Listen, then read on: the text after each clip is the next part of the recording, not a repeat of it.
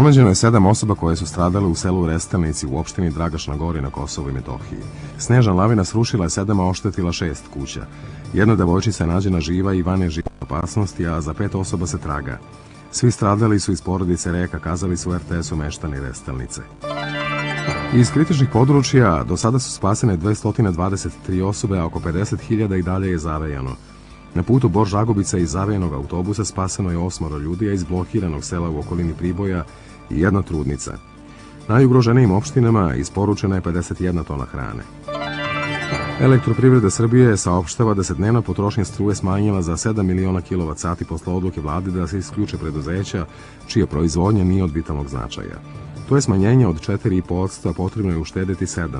Restrikcije građanima nisu u planu, ali EPS poziva na veću štednju. Novi sneg paralisao je Crnu Goru, proglašeno vanredno stanje, u Podgorici je čišćenje snega radna obaveza. U prekidu je vazdušni i železnički saobraćaj, a drumski je gotovo paralisan.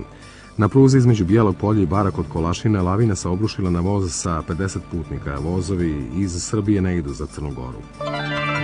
U Bosni i Hercegovini hranu i lekove zavejanim domaćinstvima dopremaju i helikopteri i Eufora. Zbog snežne mećave u Hrvatskoj je oko 300 potrošača bez struje. Ledeni talas odneo je više od 600 života u Evropi, desetine hiljada ljudi odsečeno je od sveta.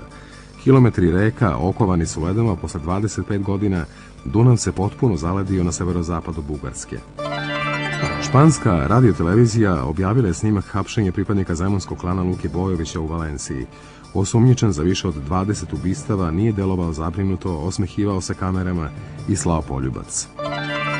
Na Grčkoj skupštini je istorijska odgovornost jer danas treba da odobri novi ekonomski program bez kojeg bi se država suočila sa haosom i neizbežnim napuštanjem evra. Upozorio je grčki premijer Lukas Papadimos. Zbog novih mera štednje u Atini je protestovalo nekoliko hiljada građana. Pevačica Whitney Houston preminula je u 48. godini, saopštila je Kristen Forrester, njen publicista.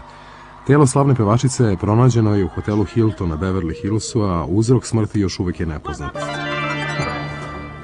Švedski teniseri smanjili su vođstvo Srbije na 2:1 na Davis Cupu u Nišu.